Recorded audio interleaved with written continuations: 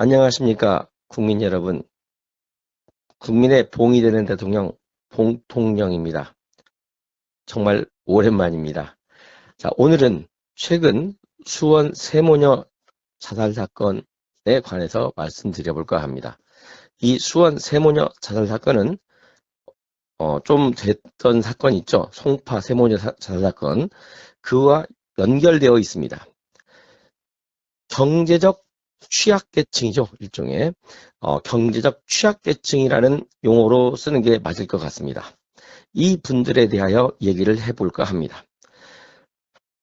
과거부터 이런 사건이 생기면 정부는 경제적 취약계층이 없어지도록 철저히 찾아내겠다고 합니다. 이 찾는 행동을 저는 꼬집고 싶습니다. 어떻게 찾을 겁니까?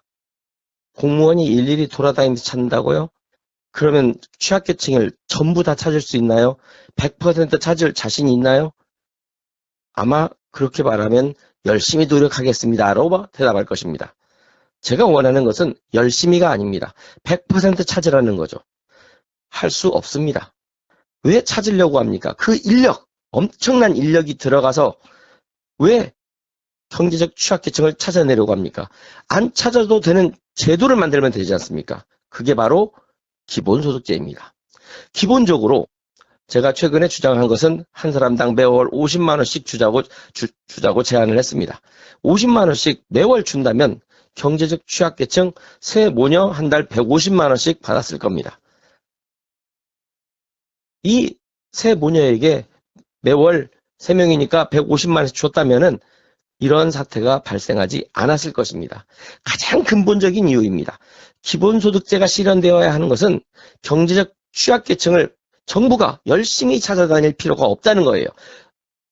경제적 취약계층 자체가 사라지기 때문입니다. 매월 50만 원씩 모든 사람들에게 주면 그러한 일이 없습니다. 물론 앞에서 말씀드렸듯이 수급자, 그 상한선이죠. 상한선에 걸리네 안 걸리네 해서 안 걸린 사람들 애먹고 또 거기에 들어 수급자가 되기 위해서 열심히 노력하고 이런 도덕적 해이만 없어지는 게 아니죠. 중요한 거는 이런 도덕적 해이도 중요하지만 저 밑바닥에 있는 경제적 취약계층을 찾아내겠다고 공무원들 열심히 안 다녀도 됩니다. 그렇게 그 사람들 찾으려면요, 공무원 더 많이 뽑아야 됩니다. 국가의 행정력이 낭비될 수 있어요. 그 사람들이 찾아온다고 무조건 다 경제적 취약계층이라고 인정할 수도 없지 않습니까? 찾았다고 해서 그 사람을 또 심사해야 되죠. 시간 많이 흘러갑니다.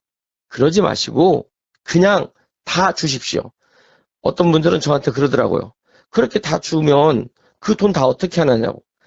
뭘 어떻게 합니까? 세금으로 메꿔야지요. 왜 세금을 깎아주려고 합니까? 지금 새로운 정부가 들어오면서 세금을 깎아준다고 합니다. 왜 깎아줍니까? 그 세금을 깎지 말고 그대로 주십시오. 전 국민에게 50만 원씩 주면 물론 300조가 들어갑니다. 그런데 제가 말씀드렸죠? 앞에서 수급자 없어지고 아동수당 없애고 뭡니까?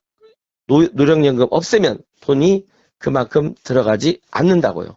어떤 분은 또 그러더라고요. 야, 애들 50만 원씩 준다고 했는데 내년부터 영세는 90만 원 주네 어쩌네 하고 있던데. 그럴 수 있습니다. 맞습니다. 더 많이 준다고 했어요. 하지만 부모에게 준다는 얘기는 아니잖아요. 부모도 50만 원씩 받는데요. 그 다음에 애들도 50만 원. 만약에 필요하다면 아이 몇 살에서까지 추가로 기본소득을 더 주면 되는 겁니다. 즉, 맞습니다. 보육장려금이라고 해가지고 몇 세부터 몇 세까지 그 아이에 대해서 얼마를 더 주면 되는 겁니다. 그렇게 하면 되죠. 굳이 찾아내겠다고 열심히 공무원 잡들이하고 할 필요 없지 않습니까? 그냥 국민들 통장에 꽂아주면 되는 겁니다. 매월 50만 원씩. 그리고 경제적 취약계층을 주장을 못하게 해야죠. 앞에서 말했던 기본소득제 반드시 실현되어야 합니다. 감사합니다.